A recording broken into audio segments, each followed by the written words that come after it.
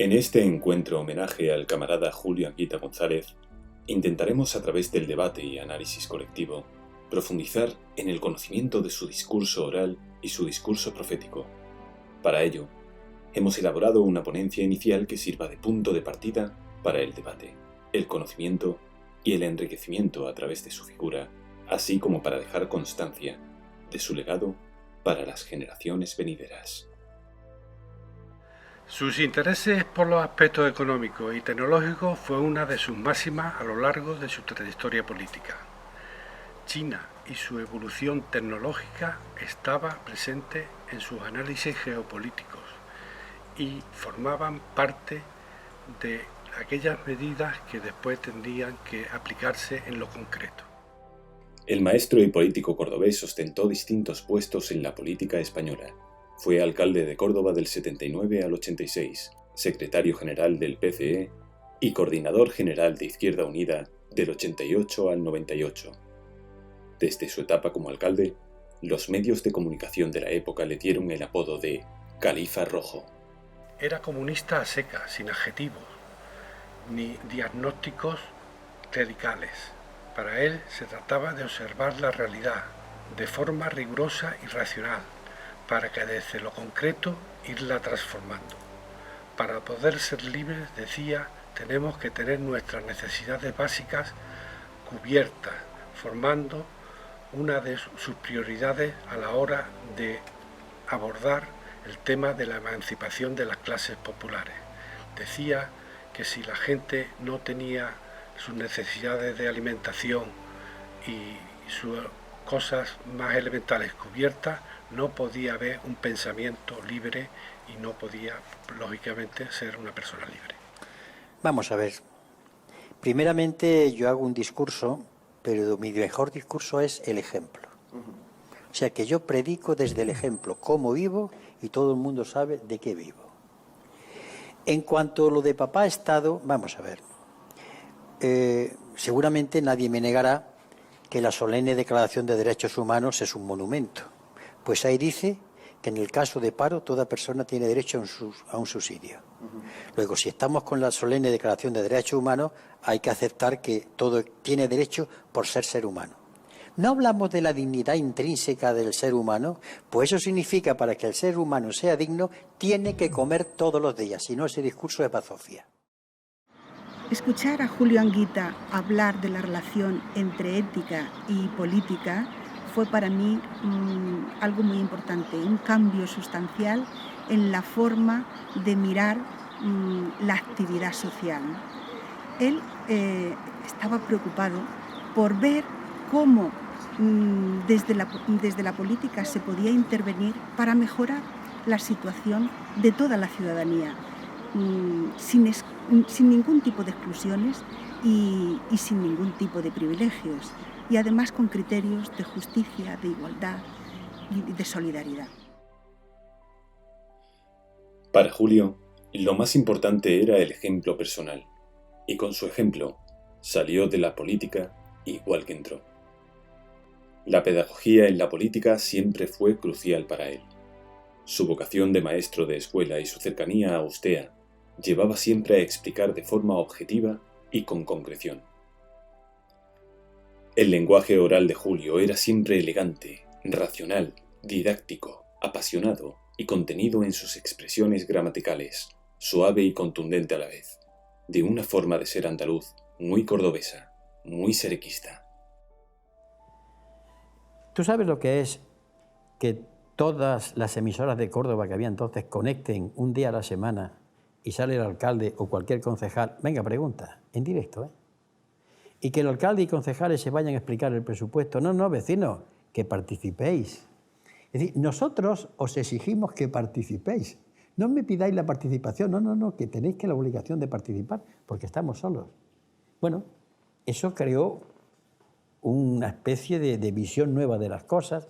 Tuvimos muchos problemas, gestionamos y tuvimos también gestos políticos de valentía. Tuvimos problemas con el gobernador militar, con el gobernador civil, con el presidente de la Junta, con la Casa Real, con el obispo de Córdoba, y mantuvimos una posición, yo creo que de dignidad. ¿Eso qué hizo? Pues pues donde había 8 concejales, aparecen 17. Así es. Pero una cosa sí me gustaría decir en esta entrevista, que para mí es entrañable, ¿no? A la gente hay que decirle la verdad. Te vota, aunque no le guste primero. Nunca he entendido al que le da la razón a todo el mundo. A veces hay que decir, mira, pueblo mío, tú tienes el derecho a criticarme, pero lo que tú estás pidiendo no puede ser, ¿eh? Y te lo voy a demostrar, ¿eh? Vas a participar. Y eso también se hizo. Y la gente lo agradece. Tengo miles de anécdotas que abonan esta tesis que estoy exponiendo. Algunos lo definirían casi de prusiano, en el sentido de que 5 minutos antes de tocar estaba en clase, preparando para que llegaran los alumnos, ningún problema para nada, prohibía tajantemente que nadie lo llamara en horas de clase. Recuerdo una anécdota de Luis del Olmo, creo que fue, en una llamada, y el conserje que va a buscarlo a la clase, todo un poco nervioso, es que es Luis del Olmo. Le he dicho, por favor, que estoy en clase, dígale que mi horario de recreo es tal punto. Buscó la forma de profundizar en la ética y para ello leyó a muchísimos pensadores. Él citaba en sus discursos a Jacques Monod, al profesor Marina, a Fernández Buey y a otros pensadores, ¿no? Que juntos, todos ellos, influyeron de alguna manera en el pensamiento que él tenía, ¿no?, sobre la ética. Y de hecho, él viene a decir que la ética es una necesidad humana y social para caminar por la vida en ese difícil equilibrio entre lo que supone de animalidad que tenemos los seres humanos y al mismo tiempo la capacidad de la racionalidad, ¿no?, que es propia del ser humano también. Y con esto me gustaría que algunos alumnos que estén por ahí, aunque se acuerden de mi progenitor, sepan que ellos tienen una obligación y que el Estado español o la Junta de Andalucía se gasta un dinero de los andaluces y de los españoles para que tengan un sitio para estudiar y por tanto que si no lo hacen no están cumpliendo con su obligación. Para Julio, en su pensamiento, en lo que hemos definido como discurso profético, hay dos principios, dos temas muy importantes que son la educación y el laicismo, la laicidad.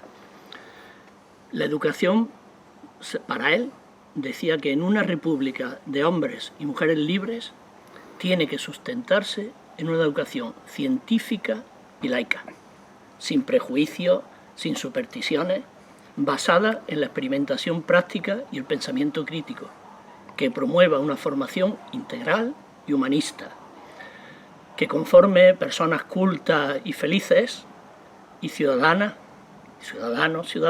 capaces de actuar en el mundo que les rodea para transformarlo. Esto requiere, según él, un cuerpo único del profesorado, bien formado en estos objetivos y en unos métodos didácticos que correspondan con ellos, y con una autoridad y un reconocimiento profesional. Para garantizar todo esto a toda la población, el sistema educativo debe ser, en todas sus etapas, público y gratuito. No importa, porque le están diciendo que no hay más bien que la competitividad, lo bien que vivimos, lo bien que vamos, los datos, las cifras. No importa que la gente vea o quiera ver en su entorno y a su alrededor hechos que están contradiciendo ese mensaje. Porque para que no se vea, o porque para sea menos hiriente, hay sucedáneos. Ahí tenéis la televisión, fútbol, mucho fútbol, más fútbol que en épocas anteriores de la historia de España. Ahí tenéis concursos degradantes que no alimentan la razón, el estudio, el análisis.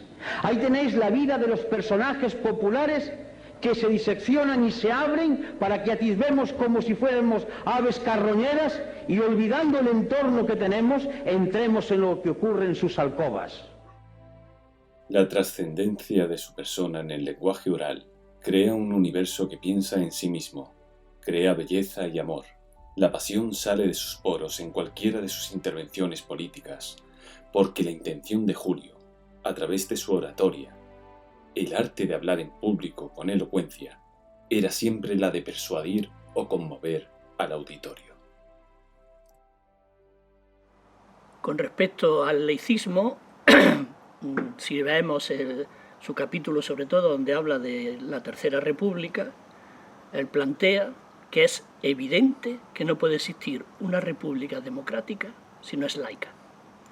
La laicidad es una filosofía basada en la ciencia y en la ética, y de ello se han derivado el pensamiento crítico, los derechos humanos y los del planeta. La laicidad promueve el desarrollo del ser humano con una formación intelectual, moral y cívica, con espíritu crítico y sentido de la solidaridad y la fraternidad. Ahí está toda una literatura de evasión para que la gente no vea y por tanto confunda su existencia real con la existencia que le ponen en las pantallas. Las relaciones de la Iglesia Católica y el Estado español han sido una unión hipostática, esa palabreja que significa de esencias divinas, dos esencias divinas, que han trabajado a lo largo de toda la historia para evitar el desarrollo y la modernidad, siendo siempre defensores de la contrarreforma, siempre a lo largo de la historia, y siempre han intentado impedir todas las manifestaciones de la libertad de pensamiento, y sobre todo el pensamiento crítico. Para que ocurra como aquello que tantas veces digo de la viejecita que a finales del siglo XIX estaba vendiendo cerillas a la puerta del Palacio de la Ópera de Madrid en un mes de enero a las 2 de la madrugada, aterida de frío y envuelta en una toquilla vendiendo cerillas para poder subsistir. Y cuando entraban hombres y mujeres envueltos en armiños, en capas, con lujo y con joya, decía: qué bien vivimos en Madrid. Un caso de alienación, un caso de suplantación, un caso de drogadicción. La imagen, lo bien que vivimos, las historias de alcoba, las revistas del corazón, las frivolidades que hacen olvidar lo que ocurre diariamente, o si se ve, se eleva a otra categoría, como si no fuese lo real. Para conseguir un Estado moderno es imprescindible superar esta lacra, desde la razón y el diálogo, pero también dice, pero con la firmeza democrática. Este lenguaje oral tenía su complemento perfecto en su lenguaje no verbal, lleno de expresiones corporales muy personales y variadas. Escuchaba y respondía, con gestos y miradas llenos de matices. Su porte emanaba dignidad, respeto, pulcritud, con un mensaje lleno de la credibilidad que da a su persona, el convencimiento de lo que está expresando. Huía de la adulación y siempre buscaba el compromiso. Procuraba conversar y discutir políticamente con personas que le aportaran conocimiento y realidad de lo que ocurría en el mundo de las relaciones productivas. Sus propuestas políticas, que con el tiempo terminaban convirtiéndose en proféticas, tenían sus raíces en la elaboración colectiva y su posterior conversión a través del discurso oral en proféticas. Maastricht y la política agraria común son dos ejemplos claros que después, al cabo del tiempo, terminaron convirtiéndose en propuestas proféticas porque el tiempo le ha dado la razón.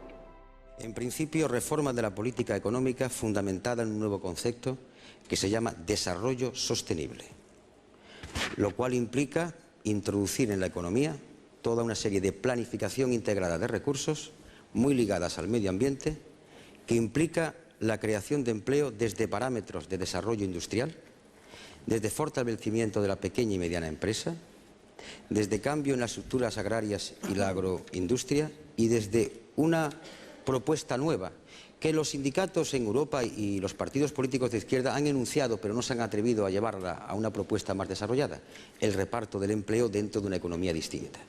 Porque estamos ante una revolución científico-técnica, estamos ante problemas que solamente se atajan cambiando la economía e introduciendo medidas como lo acabo de decir. Y se resuelve. El cambio climático, como el COVID, no es más que uno de los numerosos efectos de la sobreexplotación de los recursos naturales del planeta y la ruptura de los equilibrios ecológicos. Y para Julio lo tenía muy claro. La causa principal y casi la única de esta sobreexplotación es un capitalismo salvaje que necesita expandirse continuamente para sobrevivir y necesita más y más recursos. Y esto no es posible. Esto no es posible hoy, cuando sabemos que los recursos naturales son limitados y perecederos y son para esta generación y para todas las que vienen detrás. Sobre estas consideraciones, Julio pensaba, y decía, de hecho citaba muy a menudo a Schumpeter, cuando decía que el capitalismo moriría de éxito, pero Julio añadía una consideración científica. Morirá de éxito cuando se acaben los recursos naturales sobre los que se basa. Bueno, pues esta profecía, desgraciadamente, en estos momentos se está cumpliendo. La resignación es hija de ese discurso totalizador, cual si fuese una nueva religión. No hay más verdad que la competitividad. No hay más santos ni más poderes que los mercados. La economía tiene que crecer constantemente, no importa que se contaminen las aguas, que se contaminen los ríos, los mares o los aires. Competitividad, crecimiento sostenido y los mercados. Y esto está causando pandemias como el COVID o todo el proceso de los cambios climáticos. Julio hacía una reflexión sobre una triste paradoja, como él decía. Es curioso que los partidos políticos de izquierda, cuyo objetivo era acabar con el capitalismo, no lo consiguieron nunca. De hecho, podemos decir que han sido derrotados en gran medida. Pero, sin embargo, quien lo está consiguiendo es la propia naturaleza.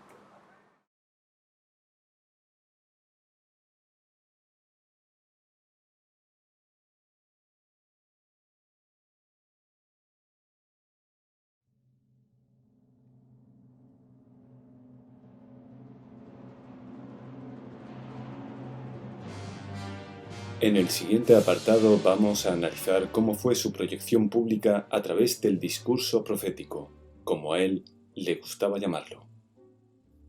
Se consideraba una persona sencilla que vivía de la misma manera. Huía de la visión que tenían algunos de que sus planteamientos fueran de carácter divino o mágico. Siempre dijo que no se consideraba un visionario, sino, por el contrario, un trabajador infatigable de la búsqueda de la verdad, a través del análisis y el debate colectivo. Yo no he sido una especie de visionario que he tenido una bola de cristal, pero sí he tenido un equipo extraordinario de economistas, magnífico.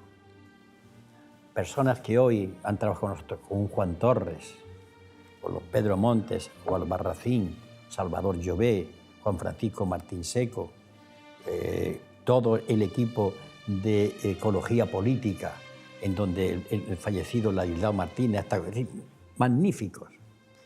Y claro, discutíamos con ellos políticamente, porque la economía hay que abordarla políticamente. Estoy en contra de que la economía es una ciencia aparte, no. Además, digo, la economía tiene que obedecer a lo que le diga la política.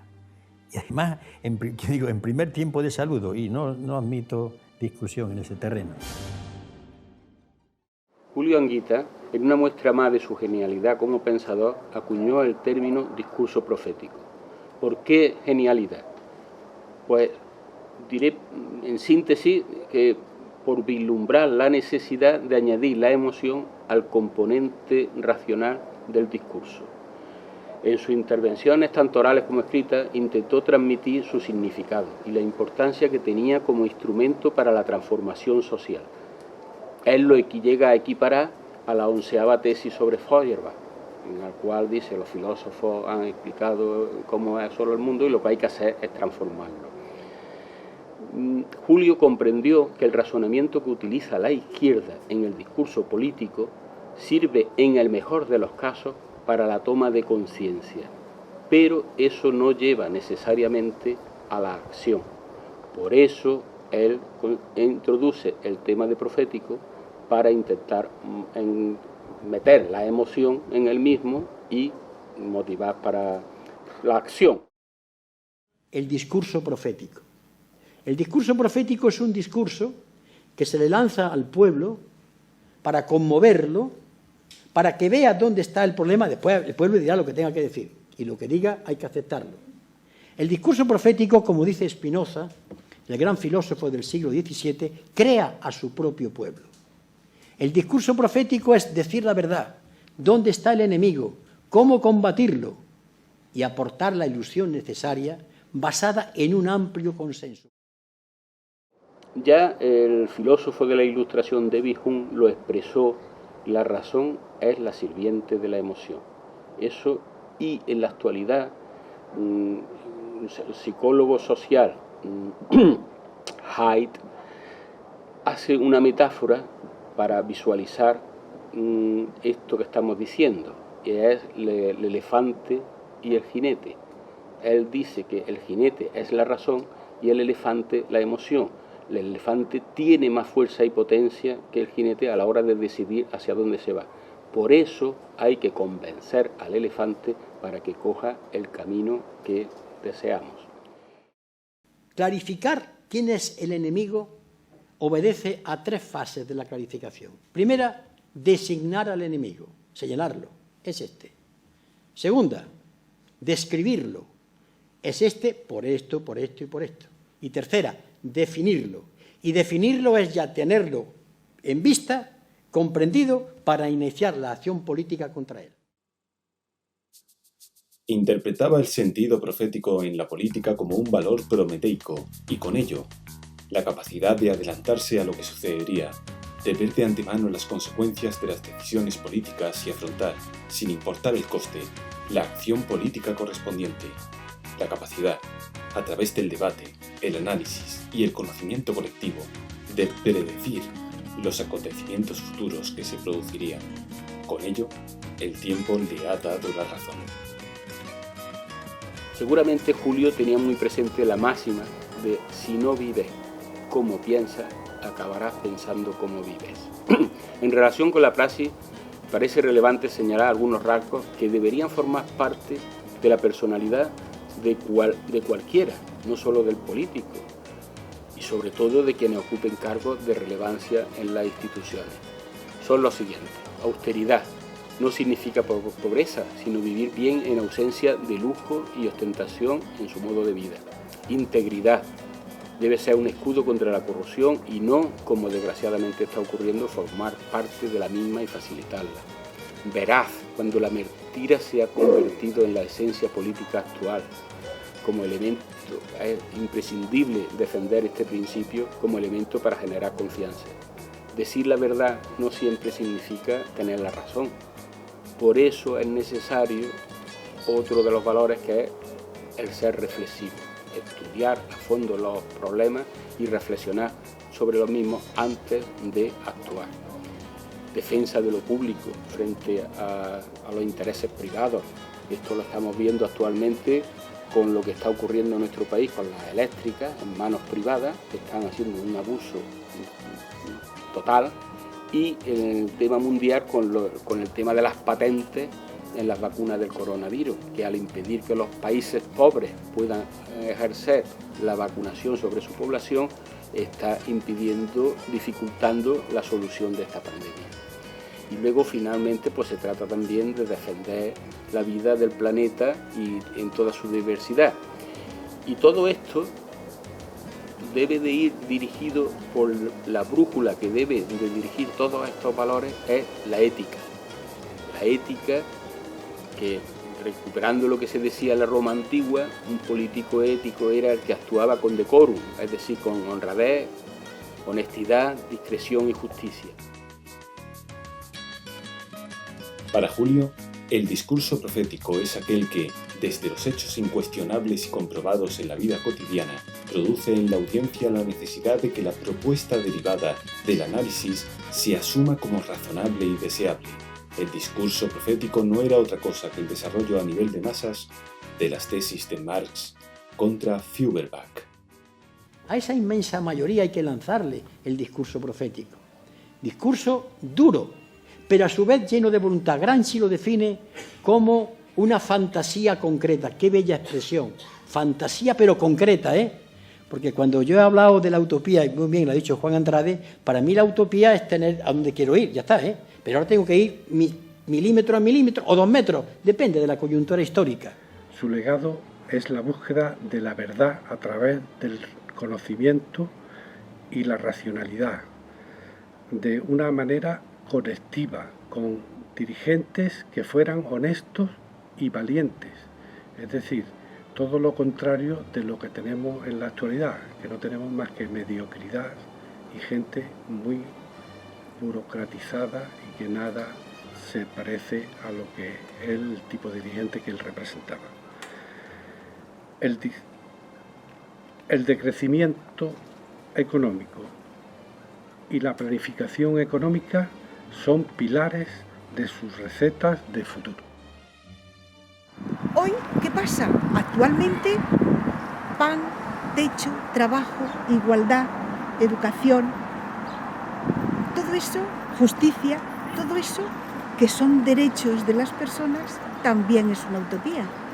Pero no nos vamos a conformar con decir que eso es la utopía, porque es que podemos conseguirlo. ¿Cómo podemos conseguirlo?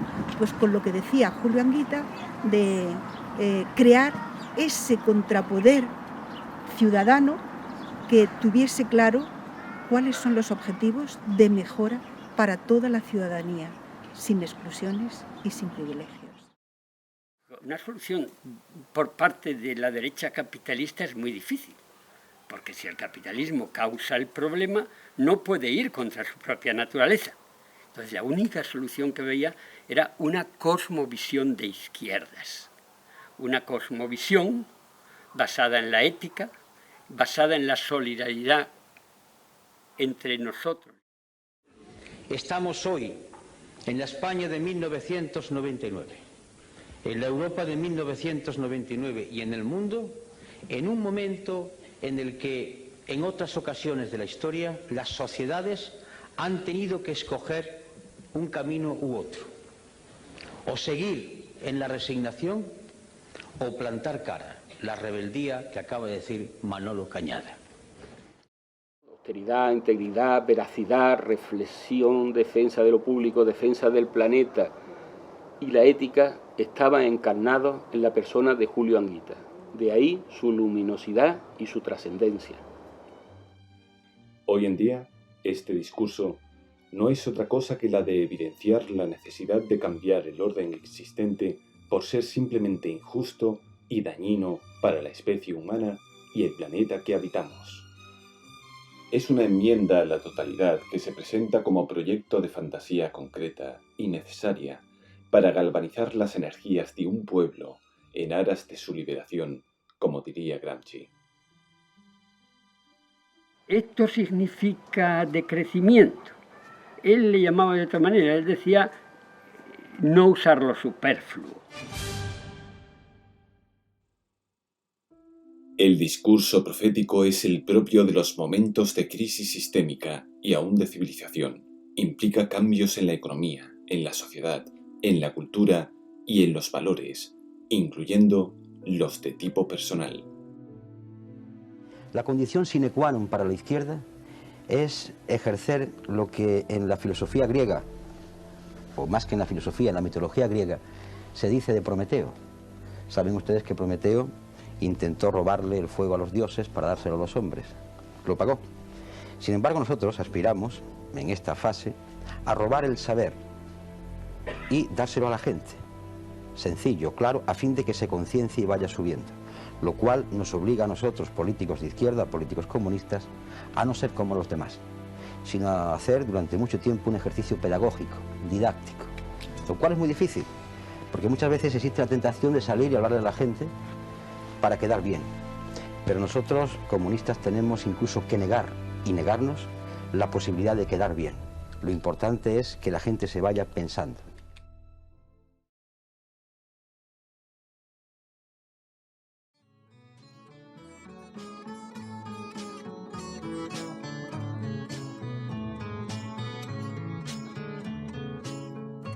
avec ma gueule de métèque, de juif errant, de pâtre grec, et mes cheveux aux quatre vents.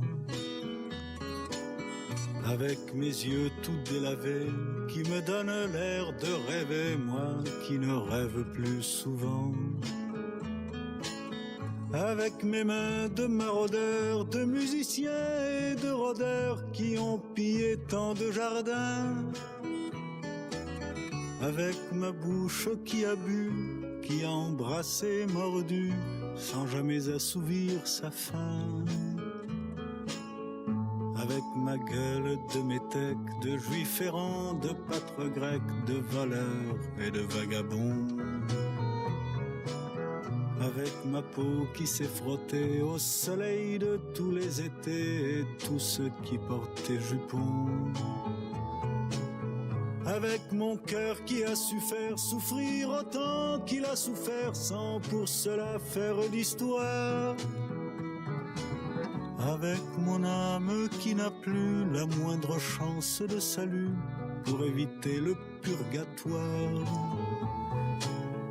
Avec ma gueule de métèque, de juif errant, de pâtre grec et mes cheveux aux quatre vents. Je viendrai ma douce captive, mon âme sœur, ma source vive, je viendrai boire tes 20 ans. Et je serai prince de sang rêveur ou bien adolescent, comme il te plaira de choisir. Et nous ferons de chaque jour toute une éternité d'amour que nous vivrons à en mourir. Et nous ferons de chaque jour toute une éternité d'amour que nous